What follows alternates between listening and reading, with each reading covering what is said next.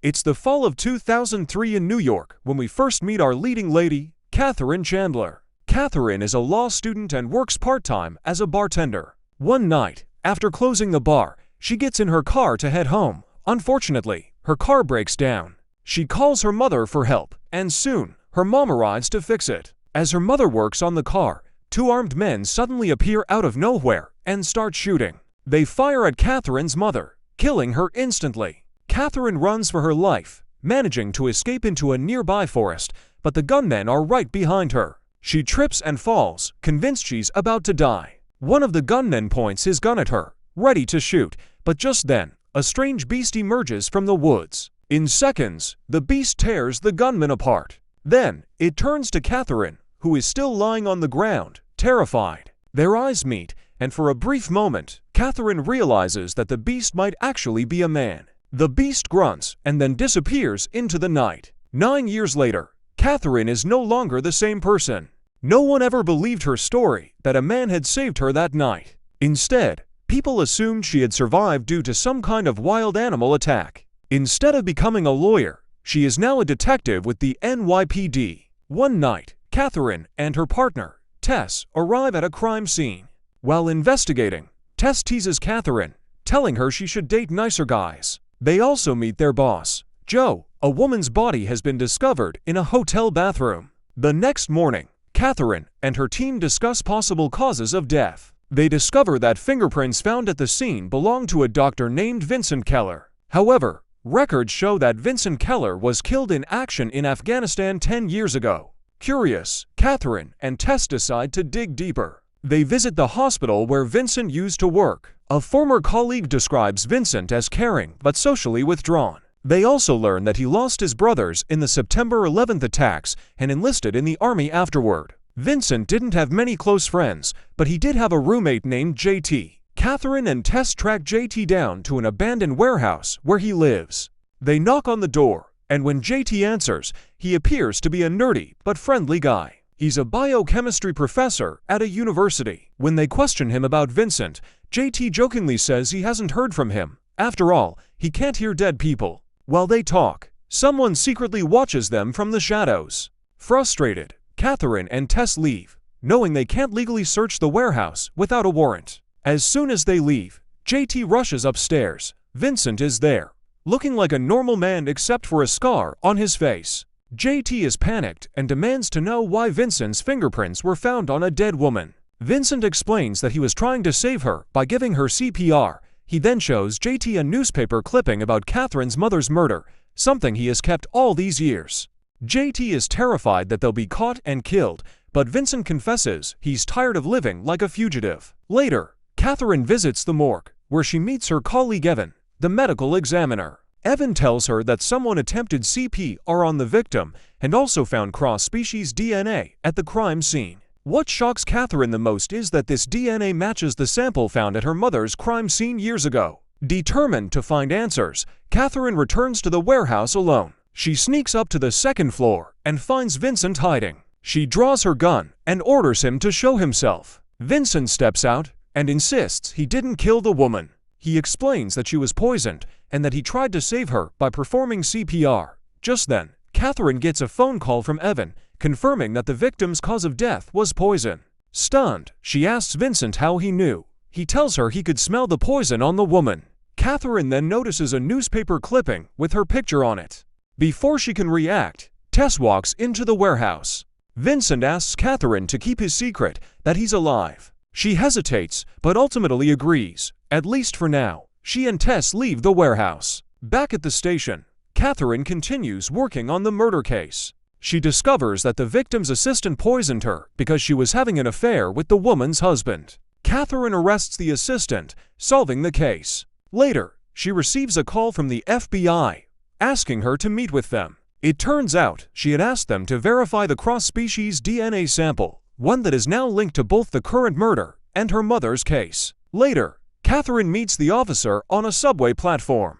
Out of nowhere, the officer, along with another man, suddenly turns on her, attempting to attack and kill her. Catherine fights back and manages to take down all the attackers except for a woman, who ends up pushing her onto the tracks. Just when it seems like she's done for, the beast appears in the nick of time, taking out the agents. It pauses for a brief moment, looking at Catherine, before dashing off onto the subway tracks. Catherine, determined to follow, chases after the beast, but a train is approaching fast. Just as she's about to get hit, the beast suddenly reappears, pushing her out of harm's way. When Catherine turns to look, she sees that the beast has transformed back into Vincent. That's when it all clicks. Vincent is the beast. He was also the one who saved her life 9 years ago. Later that night, Vincent helps Catherine back to the warehouse, tending to her injuries. He finally opens up about his past, revealing how he became the way he is. He explains that after losing his brothers in the 9/11 attack,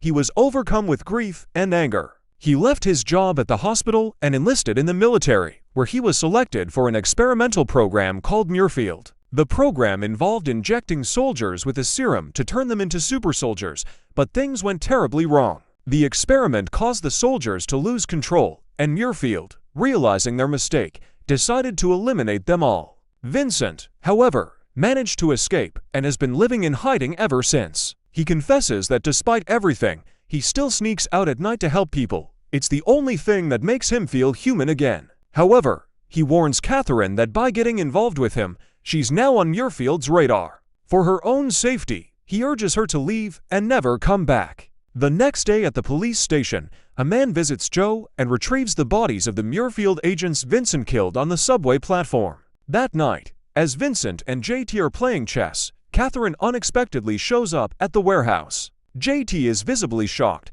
He had no idea that she and Vincent had been in contact. Before Vincent can kick her out, Catherine pleads with him to hear her out. She insists that he isn't a monster, but a hero for saving lives. Vincent then drops another bombshell. Muirfield agents were actually after Catherine's mother that night, meaning she wasn't just caught in the wrong place at the wrong time. Catherine is stunned by this revelation. Later, as Catherine is driving to the office, a cyclist suddenly crashes into her car. Concerned, she gets out to check on him, but as she approaches, he pulls out a gun and fires at her. Catherine barely dodges the bullet and quickly disarms him, kicking his gun away. The two engage in a brutal fight in a nearby alley. At first, Catherine holds her ground, but eventually, the man overpowers her and tries to strangle her using the strap of his bag. She struggles desperately to break free when, out of nowhere, Vincent arrives, launching the attacker into a parked car. As Vincent prepares to tear the man apart, Catherine weakly calls out, telling him that she's okay. Hearing this, Vincent stops and disappears. Catherine turns back to check on the attacker when a bystander from an upper floor asks if he should call the police. Without hesitation, she tells him, "I am the police." The next morning, Catherine meets Evan in the morgue, where her attacker from the previous night is now lying dead. Evan explains that the cause of death was blunt force trauma to the head. Catherine claims she shoved the man, causing him to hit his head against a car. Evan, however, seems skeptical. He doesn't believe she's strong enough to have inflicted that kind of injury. She does her best to convince him that she's responsible. As they're talking, Joe walks in and asks Evan about the deceased man. Evan tells Joe that it was a clear-cut case of self-defense, putting Catherine at ease. Meanwhile, in a dark alley, a group of Muirfield agents meets up. One of them reports that he went to the morgue and found the expected samples. This confirms their suspicion. Vincent Keller is alive. Another agent states that Catherine will be the key to drawing Vincent out and that it's time to take action. Shortly after, Muirfield agents ambush Catherine in the middle of the street. She fights back with everything she has, but despite her best efforts, they eventually overpower her and force her into their vehicle. In the next scene, Catherine is tied to a chair inside an abandoned building. A Muirfield agent approaches her and demands to know Vincent's location. Catherine insists she has no knowledge of any Vincent. The agent accuses her of protecting a monster. Catherine fires back, saying that Muirfield sent Vincent to war to become a killing machine, but it's been 10 years, he's not the same man anymore. She reminds the agent that Muirfield's people killed her mother. The agent sits down and slides a picture of an Afghan village in front of her. He claims that Vincent massacred the entire village and warns her that he's not some noble protector, he's something far more dangerous. He says they need to take Vincent somewhere where he won't be a threat to anyone. He insists they're working on a cure for him. Then, He shows Catherine a picture of her mother with the Muirfield scientists and offers her the truth about her mother's death in exchange for Vincent. Handing her his card, he gives her 3 days to reach out before they resort to other methods to bring Vincent in. In the next scene, Catherine returns home and finds Vincent already waiting for her at the window. She tells him that Muirfield kidnapped her and that they know he's alive. They wanted his location, but she refused to give him up. She blames herself, saying that if she had just stayed away from him, this wouldn't have happened. She tells Vincent that the only way to protect her now is for him to stay away. Later, at the warehouse, Vincent collects his blood samples into several tubes, places them in an ice bucket, and leaves behind a note. "Proof I existed. Take back your lives. Goodbye." Then, he disappears. When JT arrives at the warehouse, he finds Vincent and all his belongings gone. Assuming Muirfield took him, JT calls Catherine, furious, but then notices Vincent's note. Realizing Vincent plans to turn himself in, he immediately tells Catherine. In the next scene, Vincent uses the card Muirfield gave Catherine and calls the agent. He tells them he knows they're looking for him and that he's ready to come back. Meanwhile, Catherine rushes to the warehouse to meet JT. She sees Vincent's blood samples. JT explains that they're his insurance. If anything happens to them, the whole world will know about Muirfield. Catherine comes up with a plan. Since one of the Muirfield agents drove her car when she was kidnapped, they can track his phone using fingerprints left behind. Out of options, JT agrees. Soon, Muirfield agents arrive at the location Vincent provided. They call him, and he agrees to turn himself in under one condition: they must never go after Catherine again. He also warns them about his insurance plan. The Muirfield agent assures him that his superiors don't even know about Catherine, so she won't be harmed. Hearing this, Vincent steps out and surrenders. At the warehouse, Catherine and JT successfully trace the agent's phone location and rush to the scene. When they arrive, they find Vincent handcuffed in chains. He tells Catherine to leave, but she refuses and opens fire on the agents. In the gunfight, all the Muirfield agents are killed. Vincent urges Catherine to leave while he disposes of the bodies.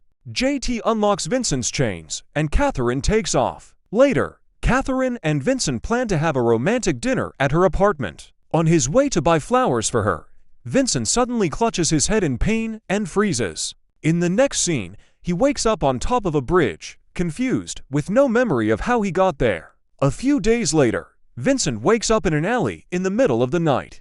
His hands and shirt are covered in blood. He looks terrified, like he's done something terrible. The next morning, JT is monitoring Vincent's frontal cortex activity on his computer. Vincent tells him that he blacks out and has no memory of what happens during those episodes. He warns JT that it might be best to keep his distance. In response, JT shows him his backup plan, a tranquilizer gun designed to knock Vincent out for a while. Vincent is also concerned about Catherine's safety and decides he should warn her. JT, however, insists that once Catherine realizes how dangerous Vincent is, she turn him over to the police. As they're talking, Vincent starts to black out again. The beast emerges, throwing JT across the room and slamming him into the wall. As the beast moves toward JT quickly pulls out the tranquilizer gun and shoots him in the leg. The beast collapses, unconscious. Suddenly, there's a knock at the door. Catherine. JT, still shaken,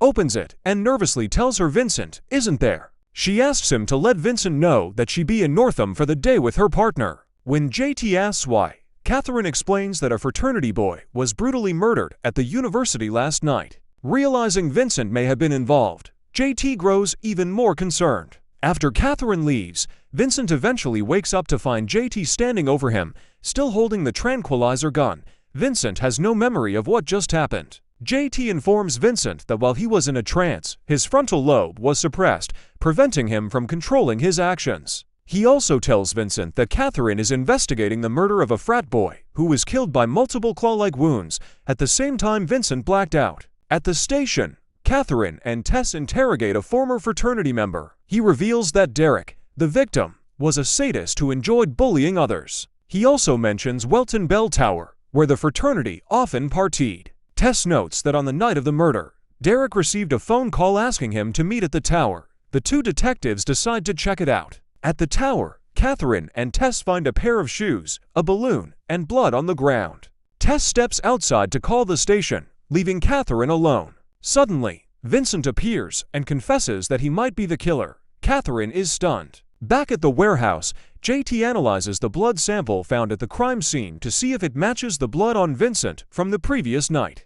Catherine and Vincent are there as well. Vincent apologizes to Catherine for all the trouble he's caused. She reassures him that even when he loses control, he never intentionally harms innocent people. She tells him she accepts him for who he is. Just then, JT turns to them with the results. Vincent is not the killer. The blood samples don't match. Now, they need to figure out whose blood Vincent had on his hands. Meanwhile, at the morgue, Evan is analyzing Derek's body and notices a wound shaped like a check mark. He recalls seeing a similar mark on a cadaver found at the university and realizes that the first victim was likely a test run for the real murder. He deduces that the killer must be a student and decides to revisit the crime scene. Evan shares his findings with his new intern, Peter Hollingsworth. While at the crime scene, Evan video calls Catherine to discuss his discoveries. However, in the middle of their conversation, someone hits him over the head and kidnaps him. Later, at the station,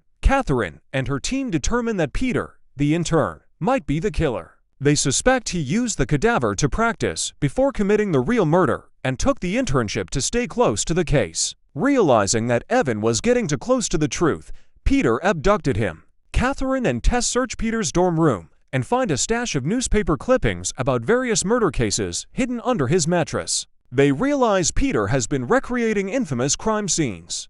Now, they must determine which murder Peter will try to reenact next in order to predict where he'll take Evan. Scanning the clippings, Catherine spots one about the Muirfield agents who were killed at the subway tracks. She immediately realizes that's where Peter will try to stage his next murder. At the warehouse, Vincent and JT are trying to figure out whose blood is on Vincent. Suddenly, Catherine arrives and asks for Vincent's help tracking Evan in the underground tunnels. She explains that the killer is recreating murders and that the next one will take place on the subway platform. JT is against the idea of them going alone, but they decide to go anyway. As a precaution, JT hands Catherine a tranquilizer gun. As Vincent and Catherine walk through the tunnels, they start recalling the last time they were there. Catherine mentions that he saved her life, and Vincent responds that he would do it all over again, but admits that taking a life is never easy for him. Suddenly, Vincent feels a blackout coming on and asks Catherine to tranquilize him, but she refuses. The beast emerges and tracks Evan, who is tied to a pole on the other side of the tunnel. Peter is standing nearby. The beast viciously attacks Peter, tearing him apart. Evan hears the entire attack and is terrified for his life. After killing Peter, the beast slowly approaches Evan.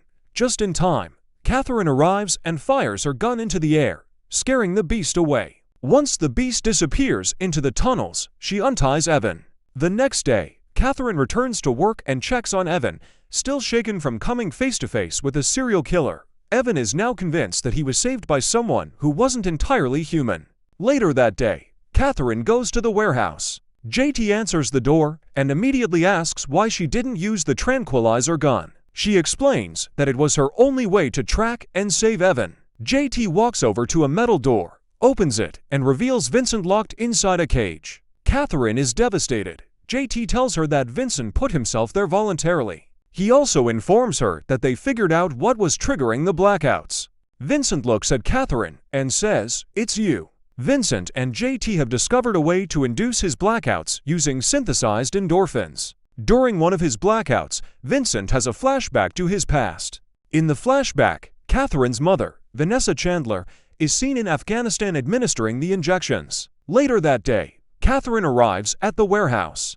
Vincent informs her that her mother was in Afghanistan and was likely involved with Muirfield. Seeing the look on her face, JT asks if she already knew. Catherine confesses that she was kidnapped by Muirfield agents once, and they showed her a photo of her mother alongside other Muirfield scientists. JT and Vincent are not happy that she kept this from them, but Catherine explains that she didn't say anything because she didn't believe it to be true. After that, Vincent locks himself in the cage, and JT injects him to trigger another blackout. They are hoping to uncover more about his past and Catherine's mother. As soon as JT administers the injection, Vincent blacks out and experiences another flashback. This time, he is with his platoon member, Lafferty. They talk about how the injected soldiers in their unit are developing enhanced strength. After Lafferty tells Vincent that he's not doing too bad himself, Vincent blacks out again.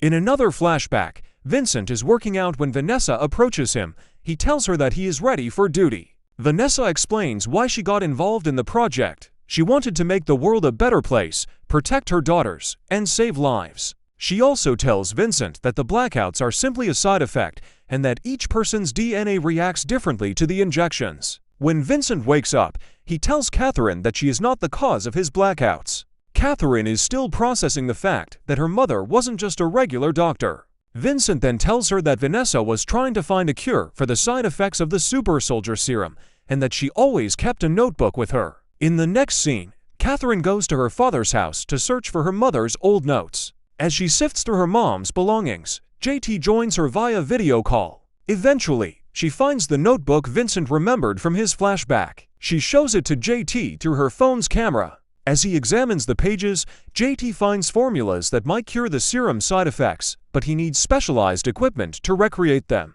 He tells Catherine they can find what they need in a police forensics lab. Catherine plans to use Evan's lab equipment. Later, JT is nervous about sneaking into Evan's lab. Catherine instructs him to enter through the morgue's back door and prepare the serum within a few hours. Meanwhile, Catherine arrives at her office, where Tess is annoyed at her for leaving her alone. Catherine then goes to Evan's office and asks him to join her on a raid at a suspect's apartment. He agrees and leaves with her. Soon after, JT sneaks into Evan's office and starts using the lab equipment to create the antidote serum. As he's finishing up, Tess unexpectedly enters the morgue. Fortunately, JT manages to hide his materials just in time and quickly throws on a lab coat to blend in. Tess notices him, but he manages to escape without suspicion. JT returns to the warehouse and begins testing the serum, first on a mouse, then on Vincent. However, Vincent is still in beast mode and is having intense memory flashbacks. In one of them, he remembers the day the super soldiers lost control,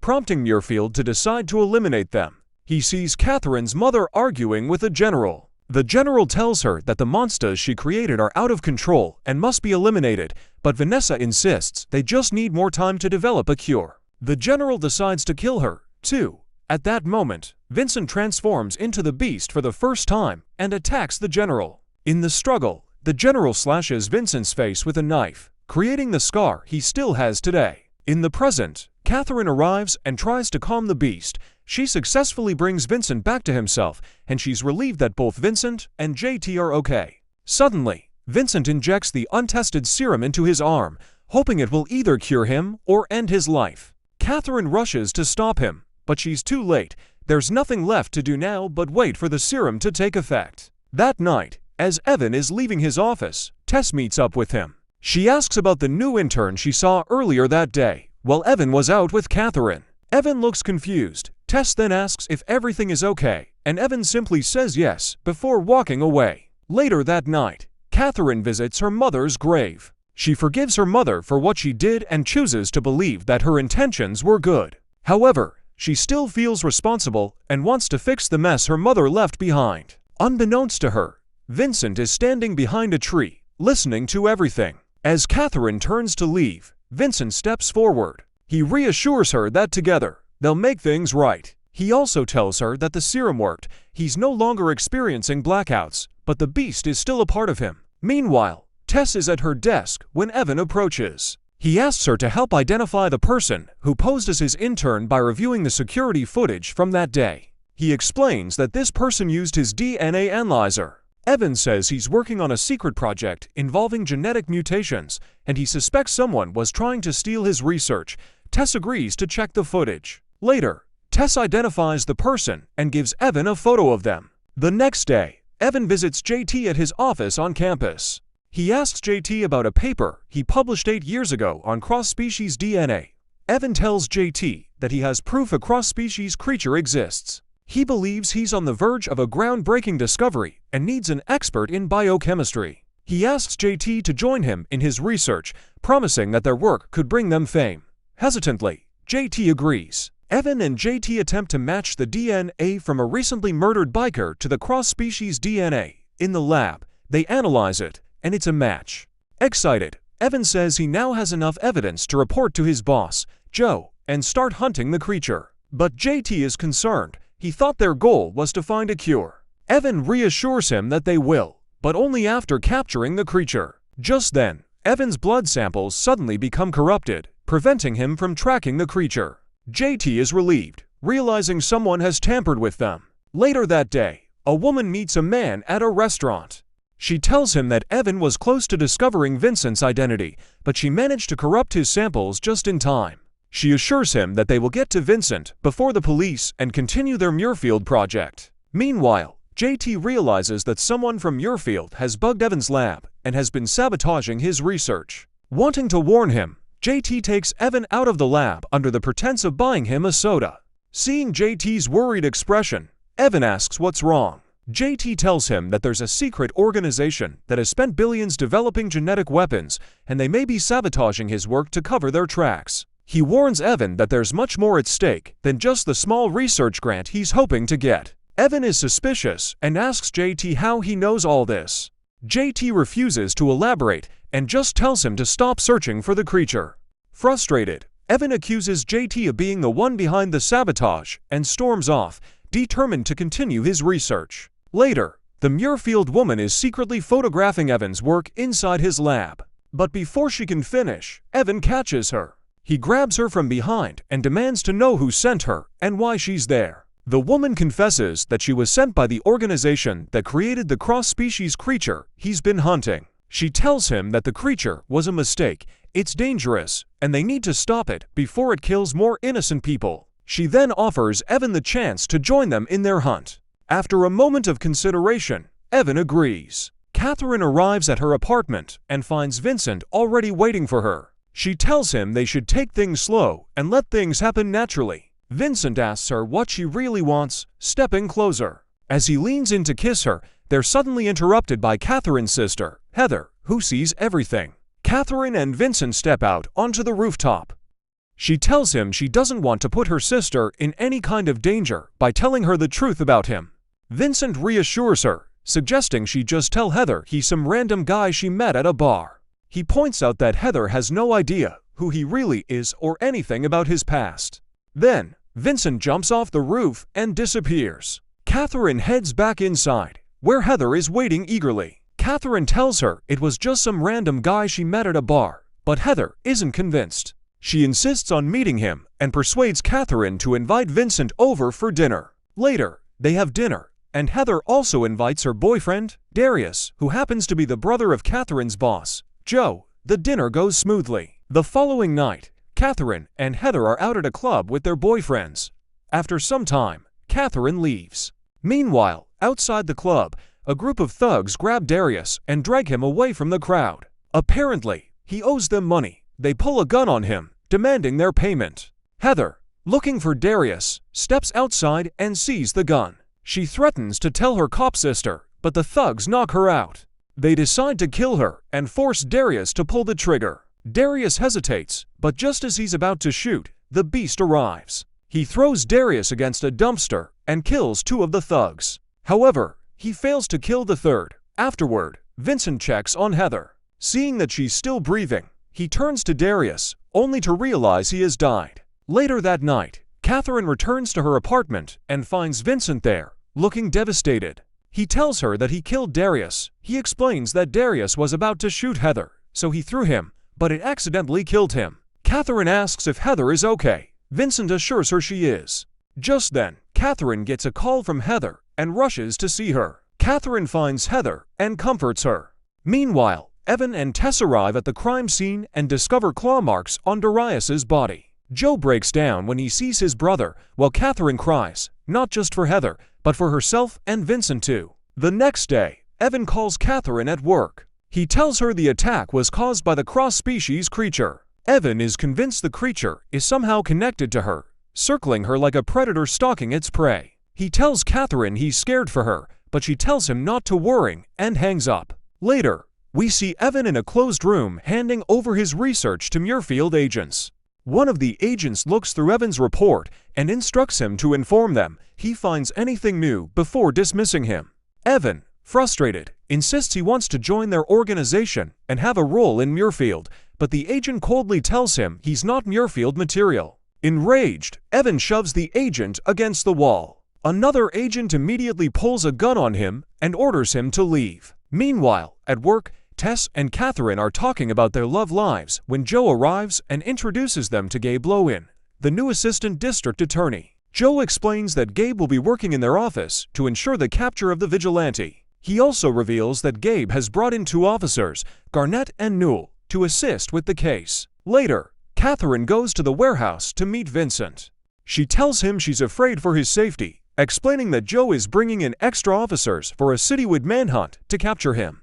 Vincent says he always knew he would eventually be caught, but he thought it would be by Muirfield, not the police. He's also upset that the media is portraying him as a cold-blooded killer. Catherine suggests that if they can track down the thugs who were after Darius, they might be able to prove that Vincent was only trying to protect Heather. But Vincent seems more concerned about Catherine's safety. He recalls how, 2 years ago, when his adrenaline kicked in around a woman, he lost control and couldn't stop himself from changing.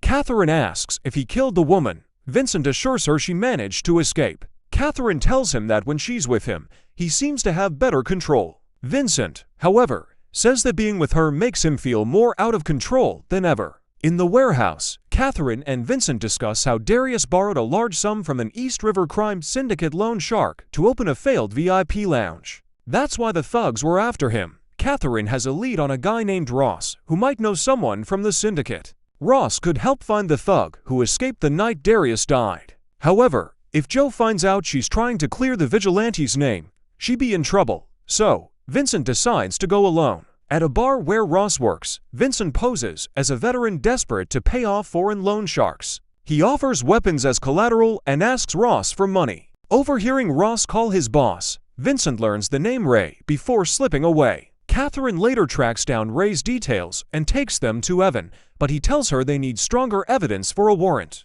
She also finds out Joe's team is after the same lead and might fabricate evidence against Ray. When Evan asks how she got the info, she claims it was just a hunch. After she leaves, Evan secretly informs Muirfield that he may have a witness who saw the creature up close, but when they refuse to give him a bigger role, he decides to handle it himself. That night, Catherine calls Vincent to her apartment. She warns him that if the cops reach Ray first, he'll lie and frame Vincent for killing Darius in cold blood. Ray, who sits on the board of a museum, is attending a masquerade gala that night. Catherine and Vincent decide to go undercover to confront him. At the gala, Catherine flirts with Ray and arranges to meet him privately in an exhibit. Meanwhile, Gabe and Evan are also at the event. In the closed exhibit, Catherine pulls a gun on Ray. He calls her a bitch and aims his gun back when Vincent suddenly pounces in beast mode. Vincent threatens Ray, forcing him to admit to the police that he ordered Darius to kill the woman and that the vigilante was just saving her.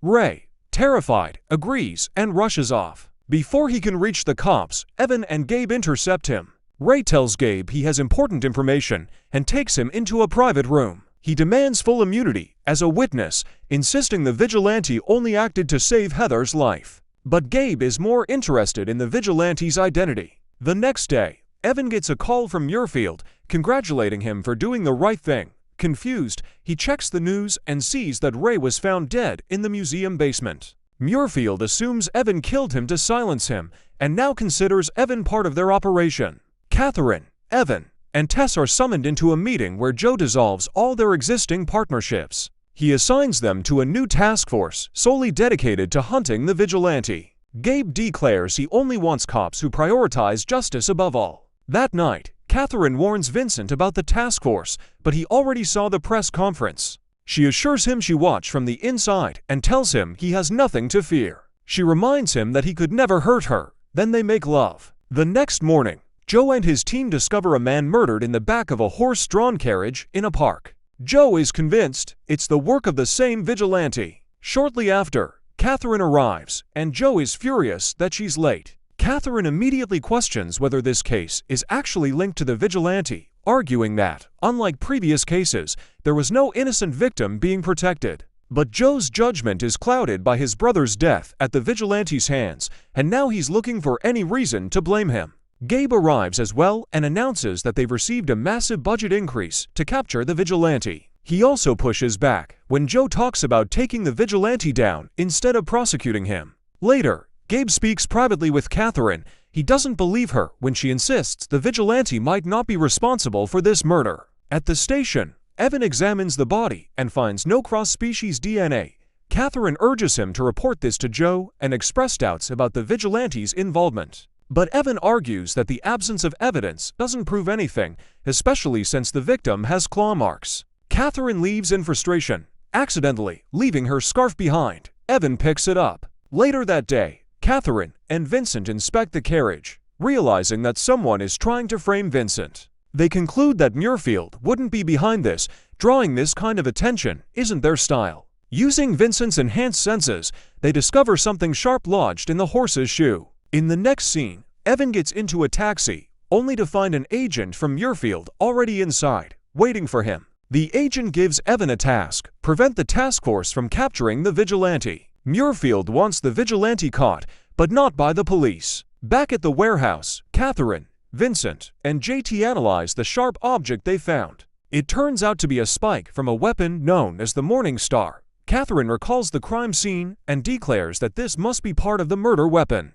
She takes her evidence back to Evan. Meanwhile, Evan has tested Catherine's scarf and found traces of cross-species DNA. He now believes she's protecting the vigilante. Catherine insists it's contamination from all the crime scenes she's been exposed to, but Evan just wants the truth. He claims he's trying to protect her. She reminds him that the vigilante saved his life, but Evan remains determined to bring him in. At the warehouse, Vincent, Catherine, and JT realize that Evan is working against them and knows about Catherine's connection to the vigilante. Joe and Gabe are both out for blood, and there are also rogue cops on the force who don't care about following the law. They decide on a desperate plan to fake Vincent's death. JT sneaks a cadaver out of his research lab, planning to burn it in the warehouse fire. Meanwhile, Catherine intends to tamper with Evan's lab samples so he won't realize the body was already dead before the fire. Catherine starts the plan by sending Gabe an address for the vigilante, which he quickly passes to the station. Excited at the chance to finally catch him, the police gear up and head out. Meanwhile, Tess hears about a woman who was saved by the vigilante and goes to interview her. The woman describes the vigilante as moving like a big cat, growling, with glowing yellow eyes. Tess notes that the attack happened near an underground access point and decides to investigate. Elsewhere, JT meets with Evan, pretending to offer his research and hoping to find out what Evan has shared. Evan admits he handed everything over to Muirfield. JT also learns that Evan has secretly given Muirfield the vigilante's address, ensuring they'll get there before the police do. Suddenly, Muirfield agents storm the warehouse while Vincent and Catherine are still inside. The two manage to escape through an emergency exit just before the police arrive. A cop shoots the barrels Vincent had set up, causing a massive explosion that engulfs the warehouse in flames. Emergency responders arrive as Catherine and Vincent flee through the underground tunnels. Once they're in the clear, they agree to be more cautious moving forward. Catherine later meets with Joe, who is overseeing the burned-down warehouse, to ensure all evidence is properly collected. She tells him they got the vigilante, and Joe agrees. Gabe then calls Joe, but Joe tells him there's nothing they can do. The vigilante took his own life in the explosion. Assured that the vigilante is dead, Joe hangs up. Meanwhile, at Gabe's place, he turns to two of his officers, Garnett and Newell. He's furious, telling them he needed the vigilante alive and captured before the rest of the team arrived. They assure him it won't happen again, but Gabe isn't satisfied, because now the vigilante is dead. He kicks them out of his house. As the scene closes, the camera zooms in on a Morning Star weapon mounted on Gabe's wall. One of its spikes is missing. Tess is still wandering through the underground tunnels when she runs into Vincent. She calls out for him to stop, but he takes off running. She pulls her gun on him and demands he turn around. When he does, his face is veined and his golden eyes glow as part of his disguise. He lets out a deep roar, warning her to leave. Tess fires, hitting him in the stomach. Suddenly, Catherine arrives and rushes to Vincent, screaming his name. Tess watches in shock as Vincent shifts back to his normal appearance after being shot. He tells Catherine to give him a knife so he can remove the bullet himself. Tess, still in disbelief, asks Catherine if he's the serial killer they've been hunting. She tries to call for backup, but there's no signal underground. Panicked, she runs to get out of the tunnels. Vincent tells Catherine to go after Tess while he takes out the bullet. She immediately chases after Tess. Just as Tess is about to escape, Vincent grabs her and pulls her back. In a desperate move, Tess bites him. Catherine quickly tries to explain the entire soldier experiment situation, but before Tess can process it, JT arrives and shoots her with a tranquilizer dart, knocking her unconscious. JT wants to run, convinced that Tess will turn them in. Even Catherine acknowledges it's a real possibility, since Tess is a cop who sees things in black and white. But Vincent believes in Catherine and Tess's friendship, trusting that it will protect them. Meanwhile, JT isn't as confident and reveals that Evan has joined Muirfield. In the end, JT decides to plant Vincent's DNA samples at the morgue to make it look like he's dead. Later, JT sneaks into the morgue to swap a burned body sample with Vincent's blood, but Evan is too alert. Just in time, Catherine arrives and distracts Evan, giving JT the chance to make the switch. In the tunnels, Tess wakes up to find Vincent sitting beside her. He explains that Catherine kept the military experiment secret for a reason. Tess questions what Catherine even sees in him. They talk, getting to know each other. When Vincent steps away to get her some water, Tess tries to escape. He catches her quickly, but lets her go, telling her that if she wants to protect Catherine, she needs to talk to her, not him. He even gives her a gun and tells her to find Catherine. Later that day, Catherine spots Tess walking down the street and rushes to her. Tess is furious that Catherine has been lying to her for a year. Catherine hands over the case files on Vincent, showing his connection to her mother's case. But Tess still believes that Vincent isn't above the law. As her best friend, Catherine begs Tess to trust her. However, Tess demands that Vincent be turned in. She says she cover for Catherine, but only if she hands Vincent over to the police. When Catherine refuses, she storms off. Tess then calls Joe, saying they caught the wrong guy, but someone else picks up the call. Suspicious, Tess asks for Garnett and Newell to meet her. Meanwhile, Catherine rushes back to the tunnels to warn Vincent and JT that Tess is turning them in. Tess heads down into the tunnels with Garnett and Newell, but when she sees them carrying a cattle prod, she gets suspicious and questions why they have it. They tell her to stay back, hinting that there's more to the situation than she knows. Tess pulls her gun on them and demands to know who they really are. When they try to disarm her, she fights back and takes off running. One of them shoots at her, and she falls into the fast-moving underground water. Meanwhile, Catherine and Vincent are still in the tunnels, arguing about their next move. But they stop when Vincent hears cops approaching. Garnett and Newell spot Vincent, but he and Catherine manage to take them down. As they prepare to leave, Catherine suddenly worries about Tess. Tess is trapped in a water-filled tunnel. The bullet hit her vest, but she's stuck, and the water is rising fast. The only way out is blocked by a metal gate. Just in time, Vincent finds her, rips the gate open, and pulls her to safety. Catherine arrives, and Tess collapses into her arms, sobbing and apologizing. Back at Catherine's place, Tess and Catherine finally talk. Tess admits she now understands why Catherine kept the secret. She asks if Vincent has ever hurt her or any innocent person. Catherine reassures her that Vincent isn't like that. During their conversation, Joe calls Tess. She tells him it was a false alarm and that Garnett and Newell never showed up at the station. Furious, Joe yells at Gabe, demanding to know why his men didn't back up Tess when she needed them. He reveals that Tess nearly drowned in a storm drain, and it was Catherine who saved her. Gabe apologizes and assures Joe that he'll make sure they never see Garnett and Newell again. Later, Gabe goes into the tunnels and finds claw marks on the walls, realizing the vigilante is still alive. Meanwhile, Vincent and Catherine share a quiet moment by her apartment window, kissing. As Evan walks by, he spots them. Vincent quickly jumps from the high-rise and disappears into the night. The next morning, Evan is drinking at a bar when a Muirfield agent approaches. The agent asks why Evan called him so urgently. Evan reveals that he's found their target.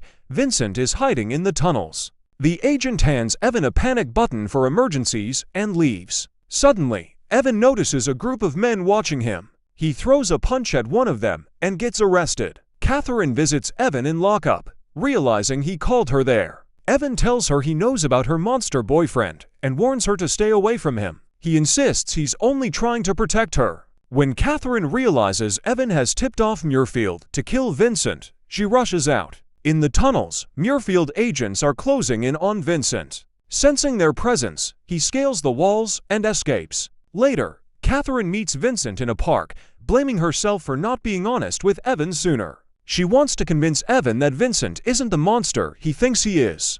Vincent warns her that Muirfield will eventually stop asking Evan nicely, and when they do, Evan will give her up. Determined to set things straight, Vincent tracks Evan down in the subway, warning him not to call Catherine again if he doesn't want Muirfield tracking her. Evan argues that he knows what's best for Catherine, then suddenly leads Vincent into an ambush. Vincent is hit with drug darts from Muirfield agents. Meanwhile, JT rushes to tell Catherine and Tess that Vincent went after Evan, but his tracker has been jammed inside Muirfield's facility. At Muirfield, Evan, bored from waiting, sneaks into a records room using a stolen keycard.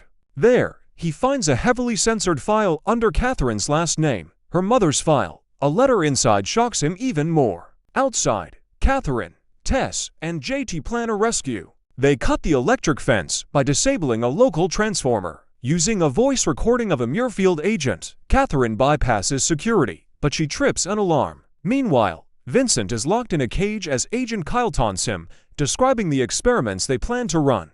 Evan overhears everything. Kyle later catches Evan snooping and demands to know who broke in. When Evan refuses to answer, Kyle shoots him in the stomach. Catherine makes her way to Vincent and frees him. As they escape, they find Evan wounded. Despite his injury, Evan helps them get out, but they're blocked by a steel door. Just then, Muirfield agents arrive and open fire. Evan suddenly runs in front of the bullets to protect Catherine. She watches in horror as he's shot.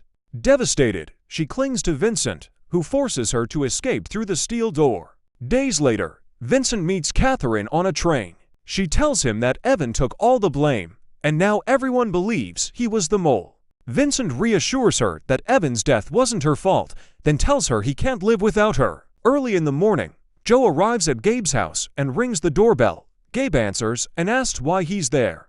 Joe tells him he wants to capture Evan, the traitor, and put him on trial. Gabe warns that putting Evan on trial will cause problems for the station, but reassures Joe that his men are already after Evan and will capture him soon. At the station, Catherine is mourning Evan's death. She tells Tess she went to Evan's apartment and found the place completely ransacked. She shows Tess a photo of her and Evan that she found there. Tess feels guilty for not telling Joe about Vincent and Evan's death, but Catherine insists she keep quiet. Suddenly, a man covered in blood stumbles into the station, asking for Catherine. He collapses onto the floor, and when Catherine rushes over and asks for his name, he tells her she doesn't have much time, then dies. Tess discreetly finds a key card in the man's clothes and hands it to Catherine, suggesting they find out if he was connected to Muirfield. That night, JT and Vincent head to an alley to investigate the man who died in front of Catherine. Vincent is convinced he worked for Muirfield. While searching,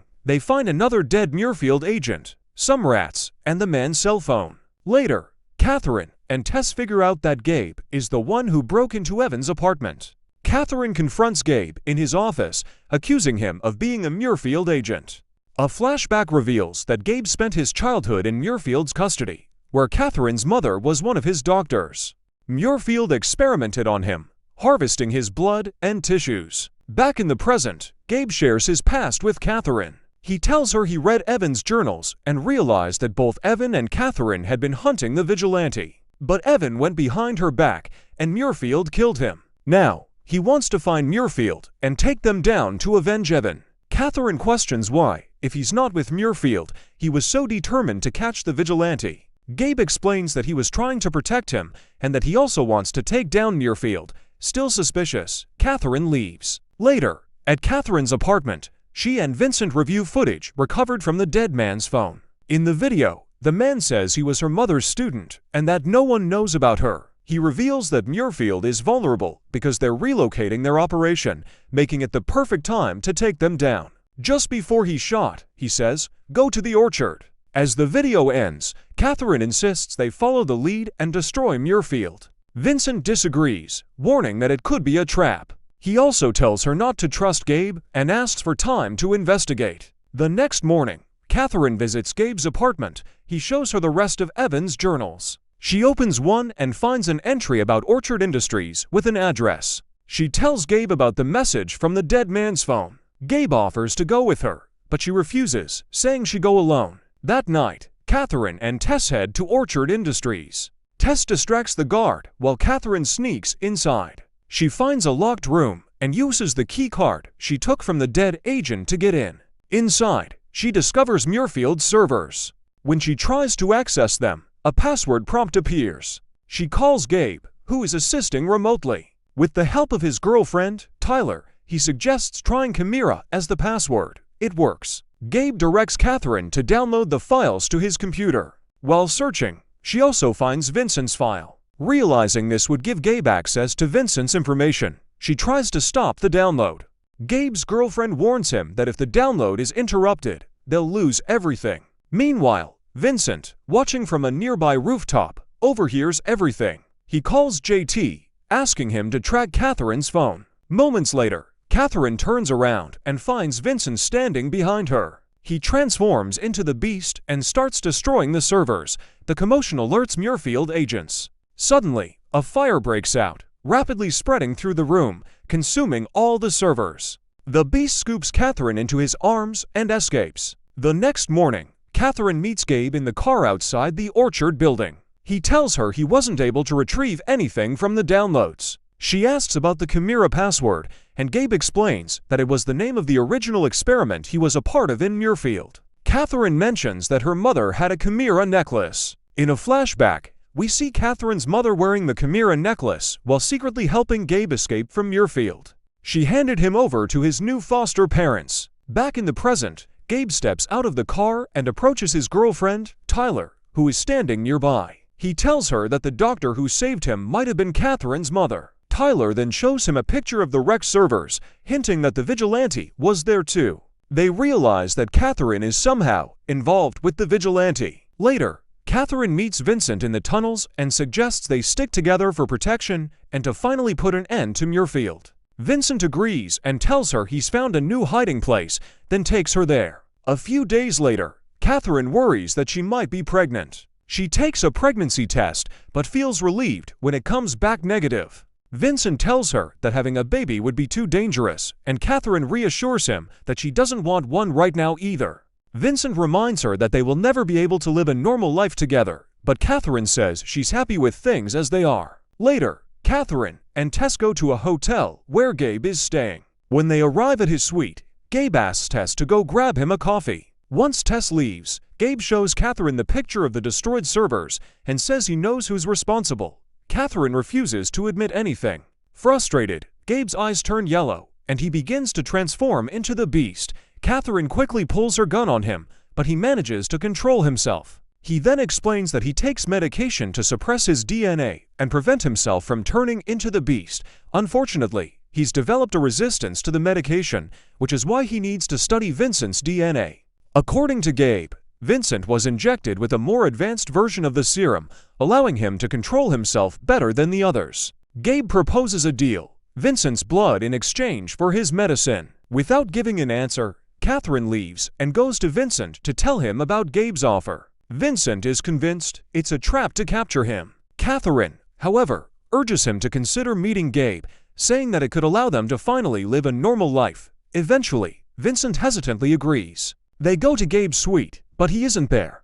Meanwhile, Gabe has arrived at Vincent's home, having secretly placed a tracker on Catherine when she left the hotel. He attacks JT in full Beast mode, searching for Vincent. Luckily, Vincent and Catherine arrive just in time and shoot Gabe with a tranquilizer gun. He collapses to the floor. When Gabe wakes up, he tells Vincent that he's desperate to find him. Subscribe for more videos like this. Turn on notifications and leave a like to support the channel. Thank you for watching.